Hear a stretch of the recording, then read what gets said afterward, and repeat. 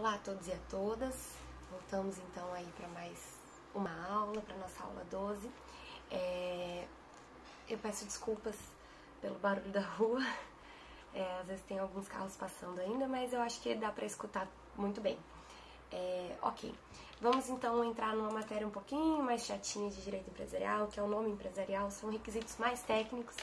Então às vezes eu vou tentar explicar aqui para vocês algumas coisas, mas é necessário que vocês leiam as leis, os artigos indicados, porque essas questões mais técnicas é necessário, é imprescindível que vocês leiam as leis, tá? Que lá vão conter prazos, datas, limites, valores, etc. E então o que eu vou buscar explicar aqui são mais os conceitos, né? A abrangência, etc. Mas estou à disposição aí para dúvidas e vamos lá então. O nome empresarial, ele tem a função de identificar o empresário. Então, o nome empresarial, ele vai ser aquele nome que vai identificar aquele empresário, a atividade exercida, se é indústria, se é comércio, qual a responsabilidade jurídica desse empresário, se é limitada. Então, ele vai conter ali aquela identificação, aquelas características principais do empresário. Ele pode ser, assim, simplesmente, né, de uma maneira bem simplista, comparado com o nosso nome civil. Quando eu falo a professora Júlia, eu estou utilizando uma característica e o nome para identificar de quem eu estou falando. Então, o nome empresarial ele vai ter essa função de identificar aquele empresário, aquela atividade empresarial e individualizar aquela empresa. Não se confunde, porém, com a marca, né? Com o nome fantasia. O nome fantasia às vezes é uma marca. Então eles não se confundem, ok? A gente vai ver ali na propriedade intelectual mais pra frente como que vai funcionar essa questão. Mas o nome empresarial, a princípio, ele vai conter, né, uma grande gama de características, mas ele é aquele nome que vai identificar aquela empresa. Então o nome empresarial, ele vai individualizar aquela atividade. Para que a gente tenha um pouquinho de conhecimento de qual a proteção jurídica desse nome, eu peço que vocês relembrem os direitos da personalidade vistos no direito civil, ok? Então vocês voltem lá na matéria dos direitos da proteção aos direitos da personalidade e vejam certinho, e releiam, estudem e linkem aqui com essa questão. Porque o nome empresarial, ele vai ter uma proteção, do mesmo modo que o nome da pessoa e a pessoa tem a proteção aos direitos da personalidade, ao nome, à honra, à imagem, enfim, ali ao rol de direitos da personalidade, o nome empresarial e a empresa, a pessoa jurídica, também vão ter direito a essa proteção. Eu não posso, dessa maneira, fazer declarações que difamem uma empresa, né, sem ter provas de que aquilo que eu estou afirmando é verdade. Ou então eu não posso utilizar da imagem daquela empresa de maneira, sem permissão, né, de maneira que aquela empresa se sinta prejudicada. Então, do mesmo modo que eu não posso fazer isso com pessoas físicas, eu não posso fazer isso com pessoas jurídicas. Isso se chama proteção ao direito da personalidade. O nome empresarial, portanto, é protegido por esse direito. A proteção jurídica, como que ela vai se iniciar? Basta apenas eu manifestar a minha intenção de usar aquele nome, ou é necessário que eu, de fato, registre? É necessário que você, de fato, registre. Então, não basta apenas manifestar a intenção, não basta que eu me junte com um amigo e decida por abrir uma empresa e começar a exercer atividade empresarial e, dessa maneira, começar a utilizar tal nome e achar que aquele nome já tem uma proteção desde o início ali das nossas tratativas. É necessário que eu registre no órgão competente. E aí, lembrando que as empresas individuais como a Eireli, né, e as sociedades, elas têm formas de registro diferentes. Do mesmo modo, quando há alteração desse nome, ele também passa a ser protegido a partir do momento da alteração. Então, se eu tinha uma Eireli e passo a ter uma sociedade e modifico o meu contrato social, né, transformando aquela Eireli em uma sociedade, seja uma sociedade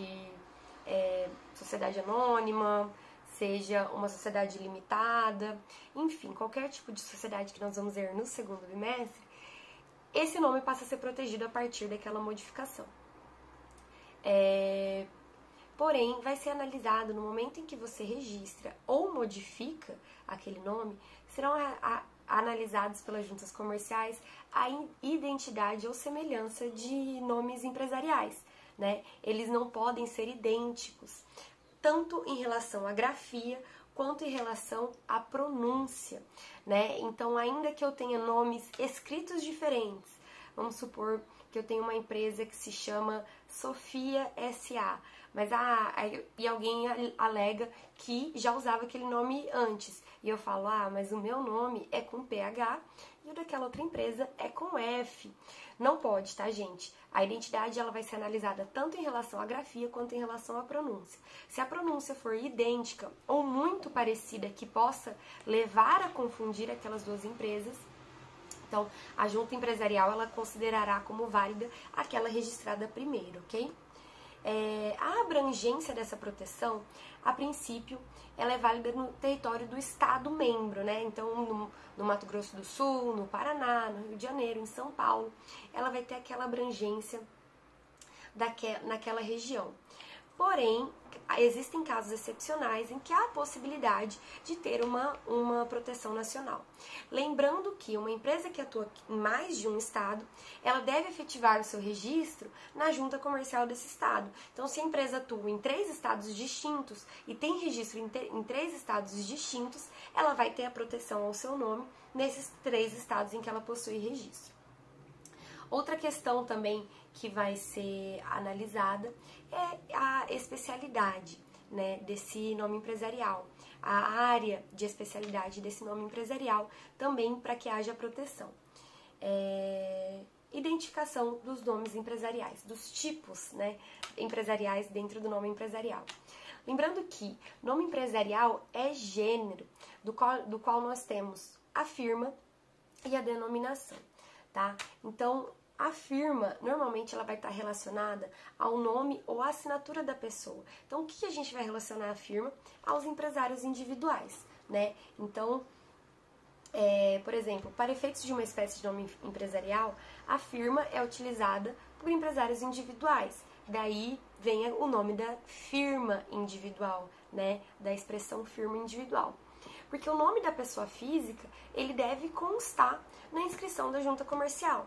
Então, numa empresa individual, o nome da pessoa física deve constar no nome da pessoa jurídica, né? No nome empresarial.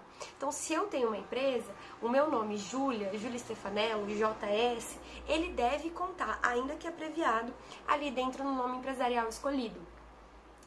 E da mesma forma, a firma deve ser utilizada por sociedades em que haja sócios de responsabilidade ilimitada, tá? Então, quando nós tivermos sócios de responsabilidade ilimitada, lembrando que responsabilidade ilimitada, o conceito de responsabilidade é a obrigação, né?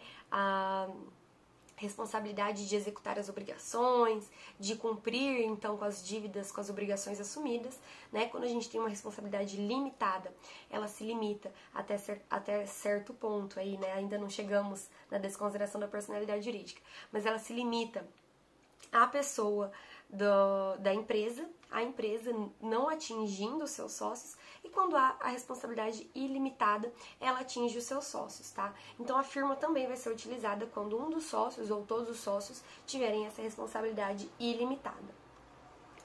Então, por regra, as empresas individuais de responsabilidade limitada têm que conter o EIRELI, essa abreviação, EIRELI, no seu nome.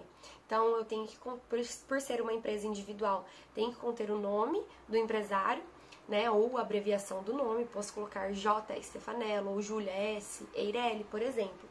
E tem que conter a sigla EIRELI, que significa Empresa Individual de Responsabilidade Limitada. A microempresa e a empresa de pequeno porte, até 2016 a gente tinha essa obrigatoriedade também de constar ali, né, ME ou EPP.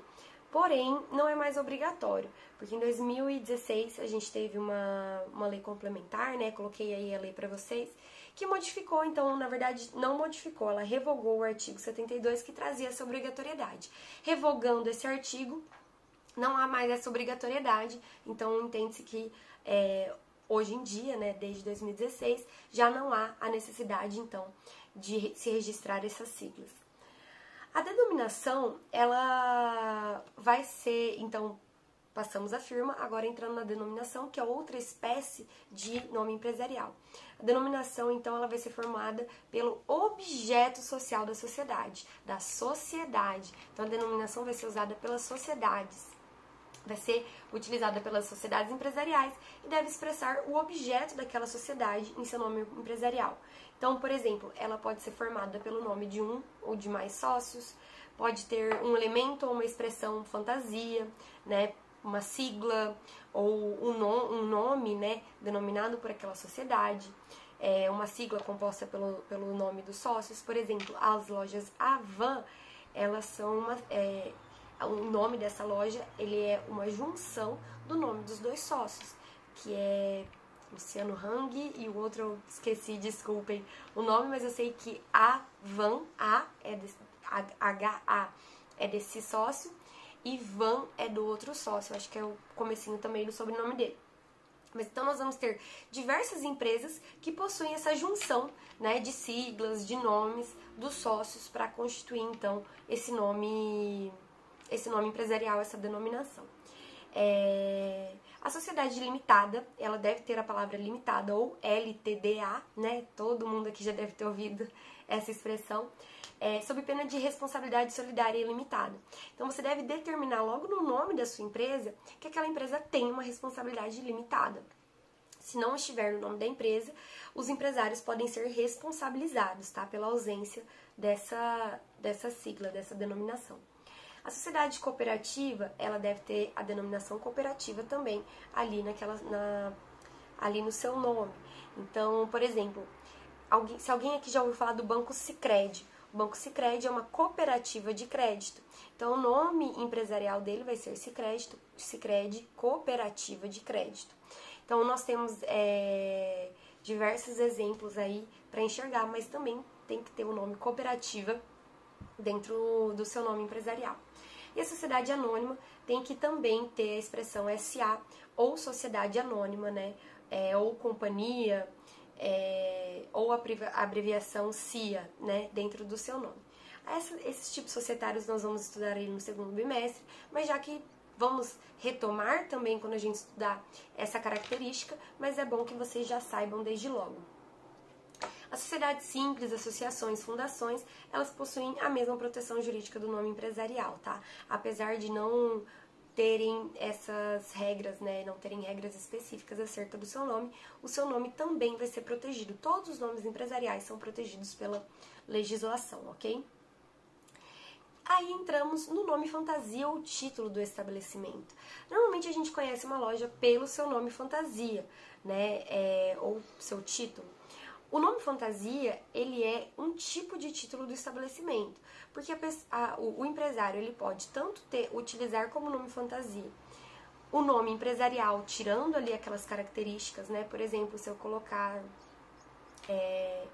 na minha empresa Júlia Roupas Eireli, desculpa, não posso colocar assim, mas se eu colocar Júlia Roupas Sociedade Limitada e utilizar na minha empresa o slogan Júlia Roupas, então eu estou tendo ali um título empresarial que corresponde ao meu nome empresarial. Porém, se eu resolvo utilizar um outro nome, né, para a apresentação da minha loja, Roupas Maravilha, né, que difere então do meu nome empresarial, tem o nome fantasia. Acho que essa parte aí é uma parte mais simples de entender, todo mundo já deve ter lidado com esse nome fantasia em algum momento aí da nossa vida.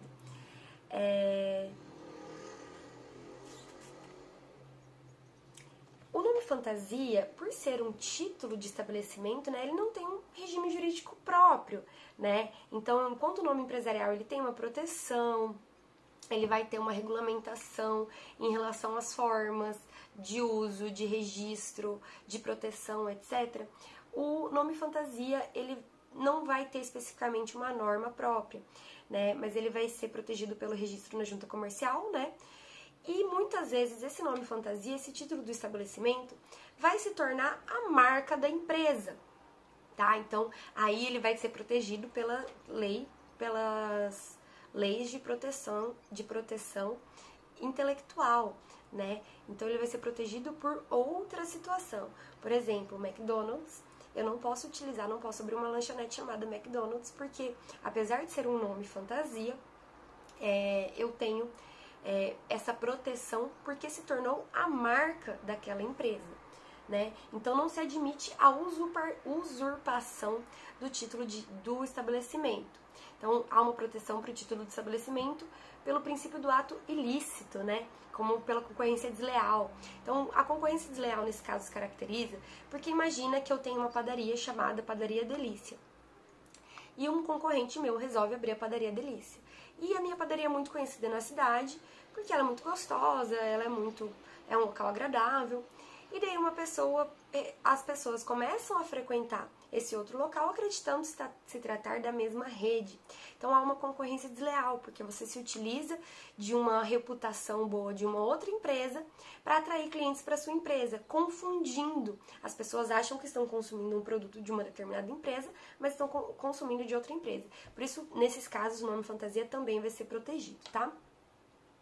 Então, esses títulos, quando o título se torna marca, ele pode ser registrado como marca e vai gozar das regras que protegem a marca ali. Também deixei aqui, lá no finalzinho da aula, a gente também vai entender melhor quais são essas regras que protegem a marca.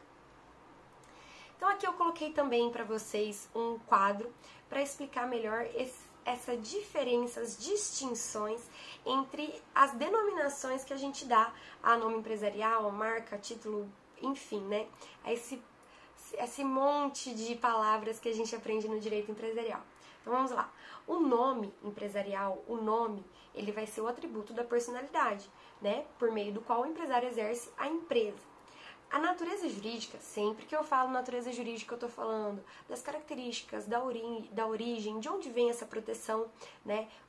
Como eu vou caracterizar, como que eu vou classificar. Então, o nome, ele é um atributo da personalidade, ele vai ser protegido pelo registro no órgão próprio, né? Na junta comercial, no órgão de registro da empresa. Então, ele é um atributo daquela personalidade. Ele vai ser protegido pelos direitos da personalidade, lá no comecinho de direito civil. A marca, ela vai ser um sinal, né, visualmente perceptível para distinguir aquele produto ou aquele serviço. Então, aquele Mzinho, o nome McDonald's, Mac, tudo aquilo faz parte da marca daquela empresa. Quando você observa essa marca, esse nome, essa abreviação, você sabe que se trata de uma empresa de fast food, que veio dos Estados Unidos, que tem aí em todas as esquinas, mas você já reconhece aquela empresa, né? Então a marca, ela se transforma numa identidade perante a sociedade, né? O que vai proteger a marca são os direitos da propriedade industrial, tá? Os direitos da propriedade industrial, propriedade intelectual, né? Então, necessita um outro registro, não apenas aquele registro na junta comercial ou no registro de empresa, mas necessita um outro registro para que você tenha proteção a essa marca, ok? Porque a partir do momento que aquela marca se torna a identidade da empresa, né, e não apenas um nome fantasia, uma apresentação, o empresário pode registrar e ter uma proteção dos direitos de propriedade industrial, de imagem, né? E não mais um direito de personalidade. Nós vamos ter características distintas aí. O título, então, é designação de um objeto de direito, estabelecimento empresarial. E a insígnia é um sinal, um emblema formado por figura, desenho, símbolo ou expressões não nominativas. Aí nós temos também expressões do marketing, né, logotipo, logomarca, vão ser ali o título do estabelecimento, a insígnia, que vão também identificar aquela empresa perante os seus consumidores. Então, a natureza jurídica é um direito intelectual também, então não há necessidade de registro do uso prévio, mas ele vai ter a aplicação, então, uma proteção um pouquinho mais restrita em relação à marca, ok? A extensão dessa propriedade e em relação à especialidade e em relação à territorialidade. Desculpa, foi difícil de sair. Quanto ao território, a gente já viu, né, que a princípio vai haver essa proteção ali no estado. Existem casos que poderá haver uma proteção nacional e também esse uso vai ser nas empresas que possuem filiais, esse uso também vai ser protegido. Em relação à especialidade, a firma individual, ele vai ter uma proteção em relação à sua própria atividade. A firma individual, ela vai conter o nome da pessoa, né? Então, a gente já tem ali uma proteção mais restrita, porque não é comum que existem pessoas homônimas, mas nesse caso elas vão poder modificar, então, fazer abreviaturas diferentes. As sociedades limitadas, anônimas, comanditas por ações. Então, nós temos aí uma proteção bem específica, né? Que eu coloquei todos os artigos para vocês, que na sociedade limitada a denominação deve designar o objeto.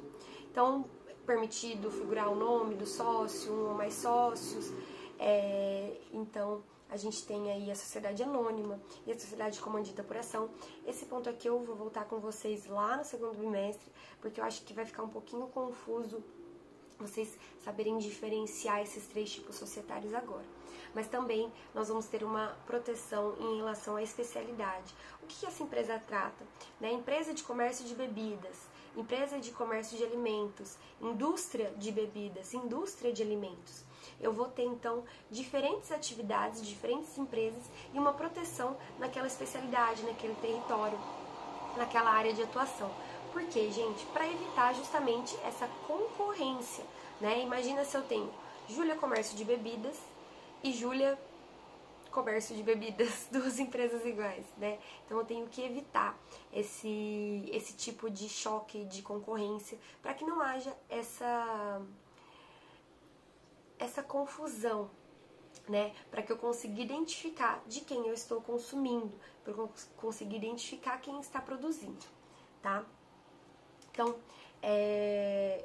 a jurisprudência, ela tende a caminhar para que haja uma proteção no limite dessas atividades, né? Então, objeto social. Então, quando eu colocar Júlia com LI, comércio de bebidas, e houver uma empresa Júlia com LH, ainda que o som seja igual, mas a empresa seja comércio de roupas, a jurisprudência existem ainda decisões um pouco conflitantes, tá?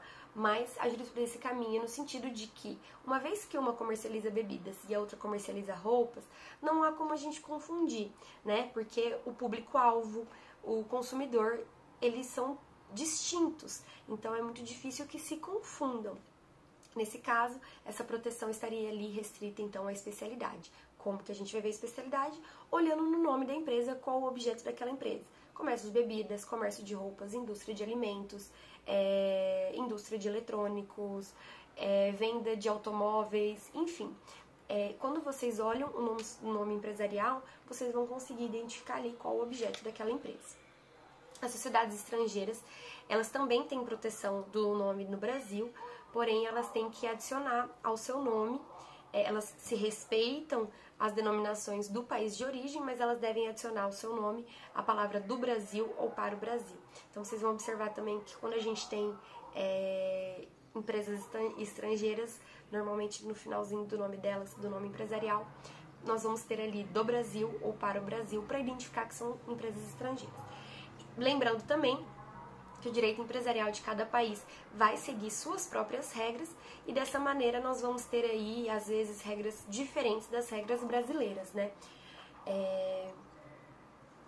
Ok, terminando então essa questão do nome, espero que tenha ficado claro aí, mais ou menos. A partir do nome empresarial a gente já consegue identificar muitas características das empresas, né? Então, como objeto, qual o tipo societário, a responsabilidade, etc. A gente já consegue identificar a partir do nome e a intenção é essa, que a gente já tem ali uma apresentação do que de quem é aquela empresa a partir do nome. Tá, e quem representa essa empresa?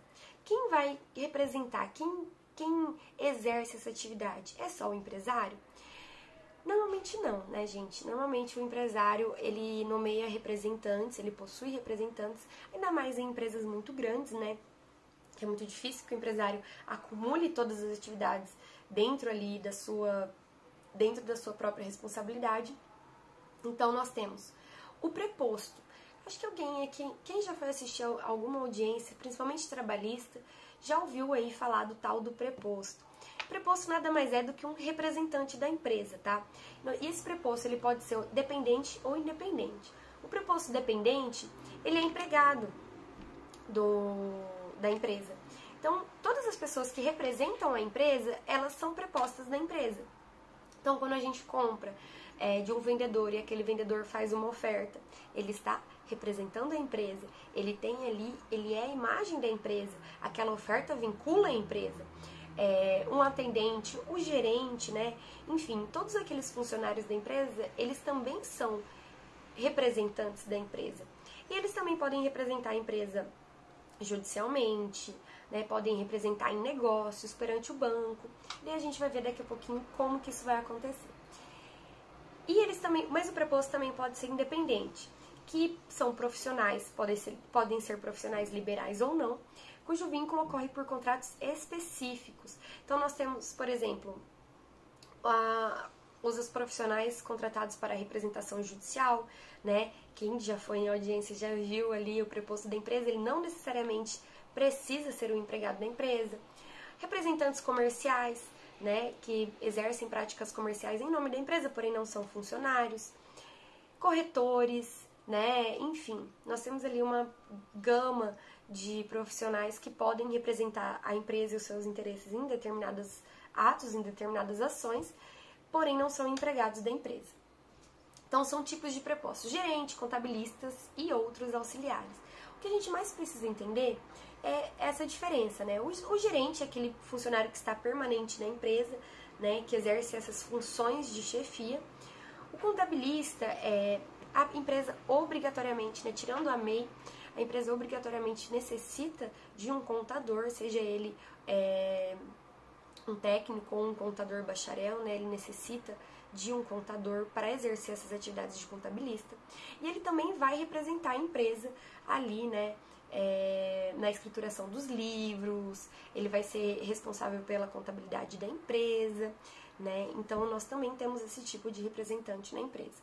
Existem outros auxiliares ali, eu acho até aqui que eu coloquei um rol que não estende todas as pessoas que podem representar.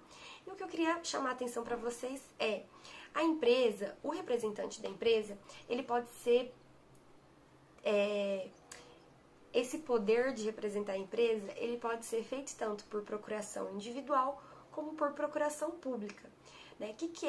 Qual que é essa diferença? A procuração pública, ela é feita no cartório, né? Ela é feita ali no cartório, então ela tem força de registro público, porque ela está sendo feita ali dentro de um âmbito público, ela tem fé pública.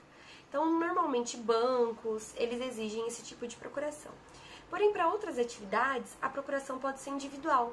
Por exemplo, para uma representação numa audiência, a mera declaração do empresário, né, que tem legitimidade para assinar aquela declaração, mas a mera declaração do empresário falando que aquela pessoa é a preposta da empresa, já é o suficiente para caracterizar, né, para permitir que aquela pessoa exerça essas atividades.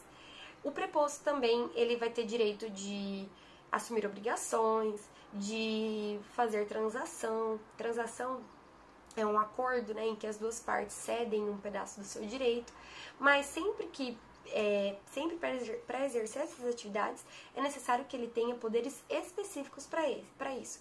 Então é normal, por exemplo, que quando nós temos um preposto, um gerente, um funcionário responsável por movimentar as contas bancárias da empresa, que ele tenha uma procuração pública, porque o banco exige, que estabelece o que ele pode fazer dentro daquele banco. Empréstimos, pagar contas, determinar transferências, etc, etc. E tendo esses poderes, ele também pode ser responsabilizado por exceder as suas atividades ali no exercício desses poderes.